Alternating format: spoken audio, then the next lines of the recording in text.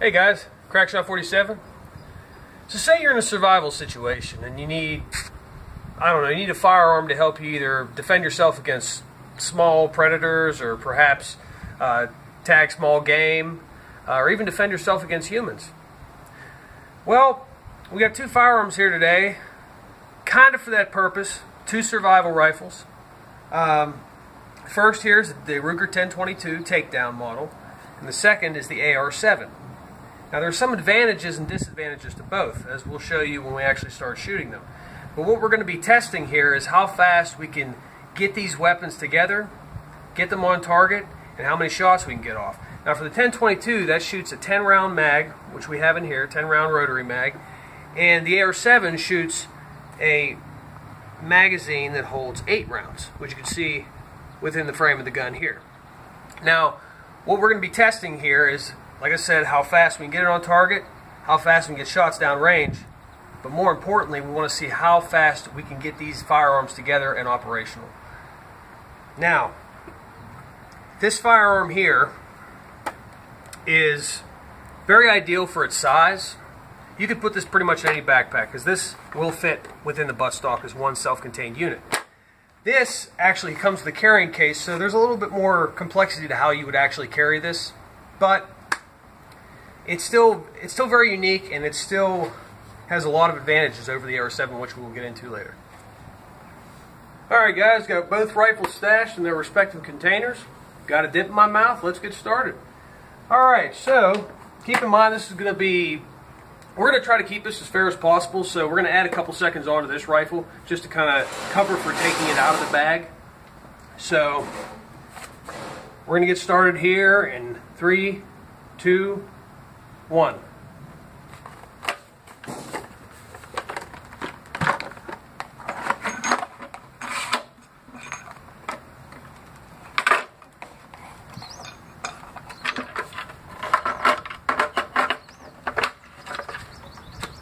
This gun is a little bit more awkward than 1022. Alright.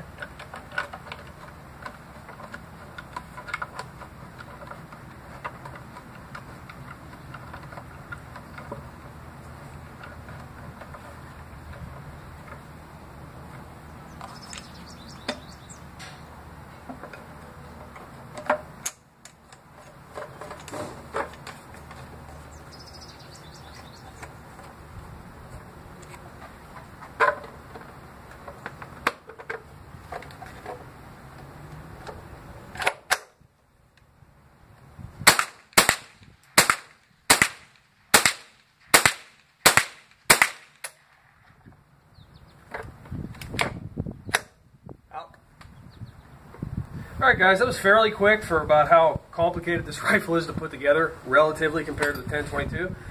So before we get started with the 1022, I want to mention we're shooting 22 CCI mini mags out of both guns today. And without further ado, I'll set this aside and we will get started with the 1022. Okay, so we're going to go in 3, 2, 1.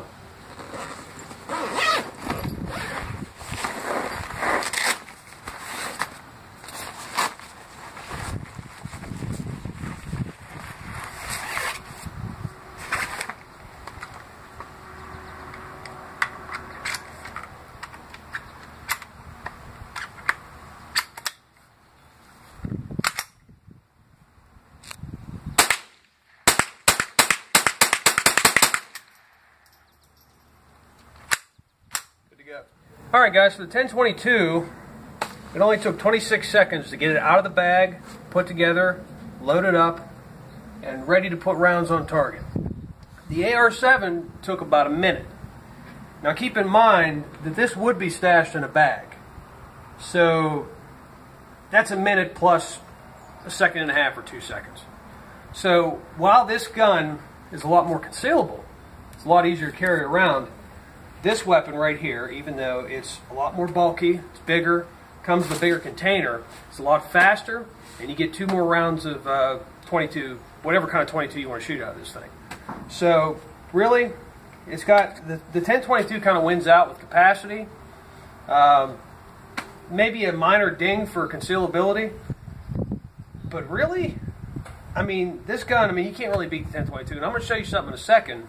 The reason why I really love the 1022 relative to the AR-7 for survival applications.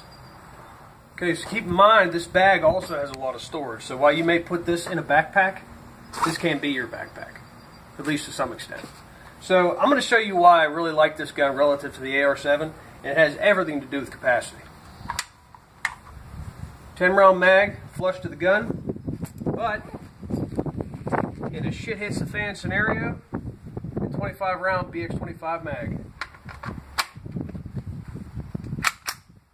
Only 10 rounds loaded in this thing, but it will hold 25 reliably.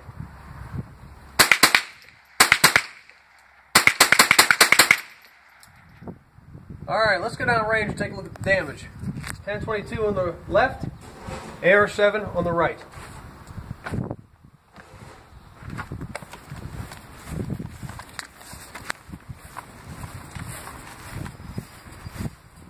Alright.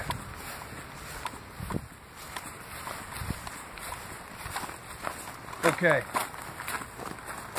As you can see, this is the target here with the 1022. Now keep in mind, we had 10 extra rounds shot on target here. So, looks like we got almost all 20 rounds on there. Let's take a look. Okay.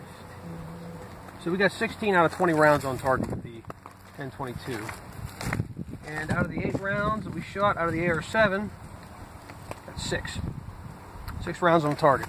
Now, like I said, shot more rounds at the 1022 target, so I'm not surprised we got more relative to the AR-7 target. That said, percentage-wise, we did hit more times with the 1022, and I think that's by virtue of the 1022 having better sights and being an overall more ergonomic gun. And I'll show you back the table in a minute why I think that the 1022 in the realm of ergonomics is superior to the AR-7.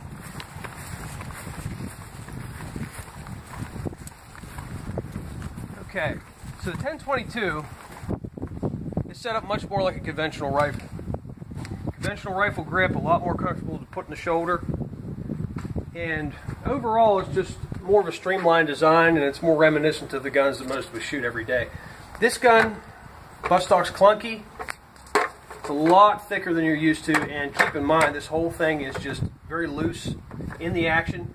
The stock's only attached via one set screw in the receiver itself. So it's kind of a flimsy design. Now it's sturdy enough to shoot with, but it's really not that comfortable.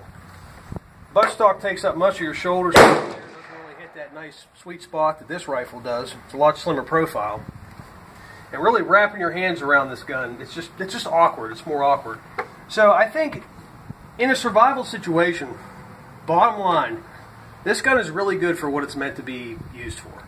You know, say you're air crew in an airplane, right? You're maybe in a warplane and you go down on enemy territory. You need a gun that you could just stash beneath your feet. That's really where the concept of this gun really kind of emerged and then morphed into the kind of the survival rifle concept.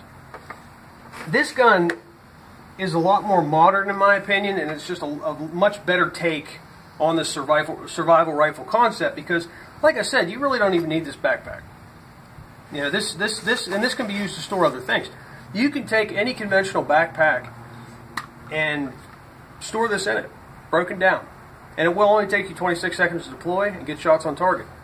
Whereas with the AR-10 or AR-7 rather, I mean, this platform very concealable, very convenient, but at the same time, it takes a lot of time to get set up. Not the most comfortable thing to shoot. Alright guys, there is one more advantage to the AR-7. And right now it's stowed back in its buttstock, but this is something that the AR-7 can do that no 1022 can do. Now pretend this is water. It floats. Well, the buttstock broke off, but water's not that solid now. It's going to hit a lot softer.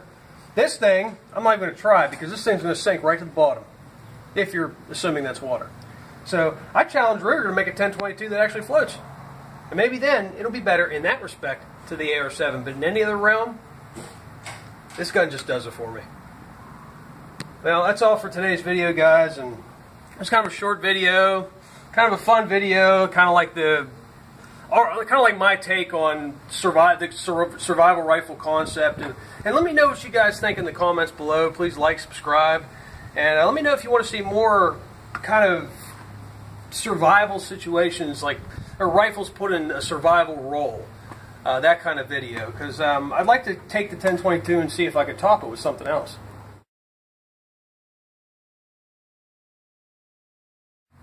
Now this thing was stowed in this bag with a scope mounted, and my friend who owns this rifle ran it over with his car, and while it stripped the optic right off, it just, we can't even find the screws, but the threads in here still look pretty good. Scope's kind of screwed up. Ruger, you just got to make it float, man. You just got to make it float, right? But when it comes to construction, I mean, shit, I wouldn't run this over with a truck. This thing would be completely fucked. But you know what? You got to hand it to Ruger, man. They could make a gun that's polymer and metal, run it over with a truck, and the damn thing still works. Doesn't even fuck it up. Excuse my language, guys. Sorry. This isn't a... I guess this isn't really a kid-friendly segment, but hey, you know, YouTube doesn't think that guns are for kids, right? It's going to age restrict this video. Why? Because we're shooting guns. Oh my God.